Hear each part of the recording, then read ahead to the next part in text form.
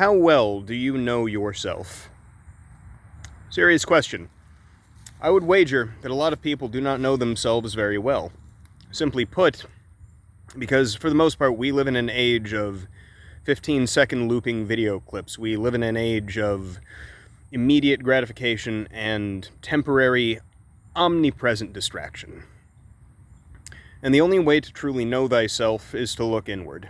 Now, for those of you who don't want to hear a very spiritual way of this being put, fear not, there's a scientific term for it, and it's called self-cognition.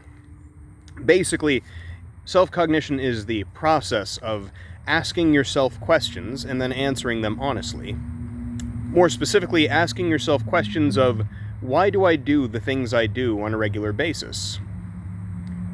Why do I do them? What's my rationale? And that's the very important start of the journey.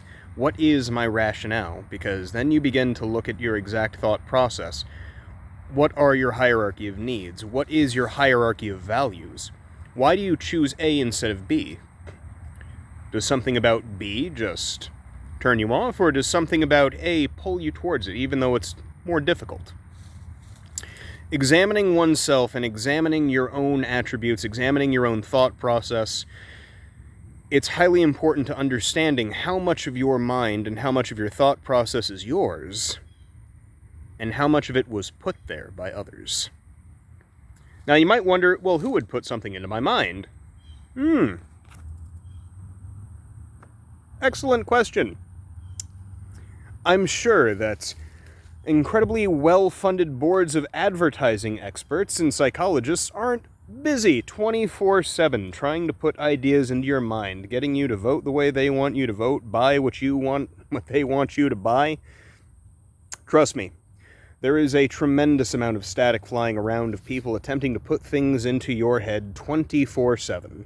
In fact, if you're watching this video, it's actually happening right now in front of you. Of course, psychological processes and conditioning really don't work if somebody tells you that it's happening to them. So when I say that I want to put an idea in your head, it's entirely your choice as to whether or not that idea gets in.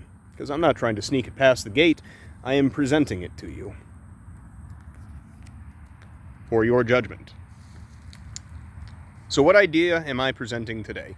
Well, for the more spiritually minded, you could call it peering inward into your soul, soul searching.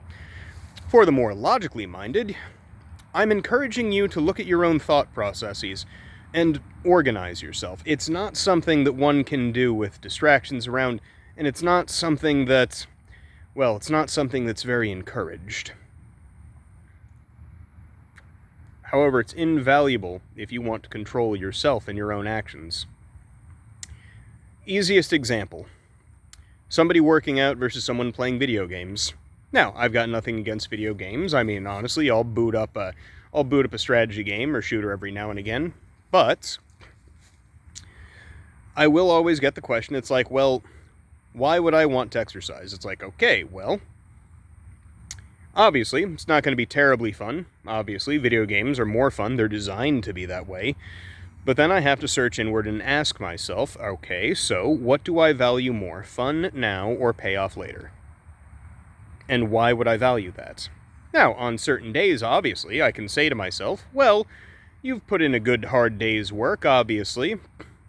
You need to relax, otherwise your stress cortisol levels will get out of control, and that can also affect your health negatively as well. So again, but you have to order yourself. You have to actually get into your mind, ask yourself these questions, and sort the hierarchy consciously. Because if you don't, it will order itself subconsciously without your knowledge, and then basically you're running on autopilot. And when you're running on autopilot, it's very easy for other people to sneakily advertise things and get things into your mind and control your behavior. People like to do things like evoke emotional responses. We've all seen the commercials with the sad music playing and the injured dogs. That's mind control. That is somebody intentionally evoking an emotional response to get a physical action out of you.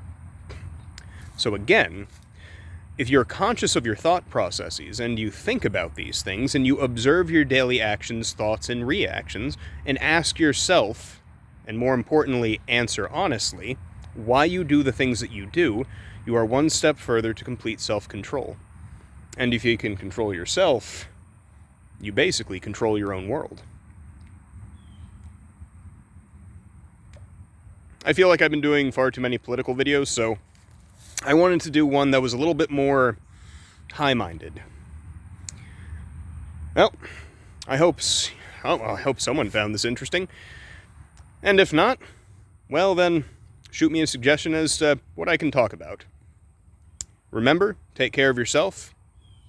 Take care of your own mind. Take care of your own body. Take care of your friends. And y'all have a very nice day.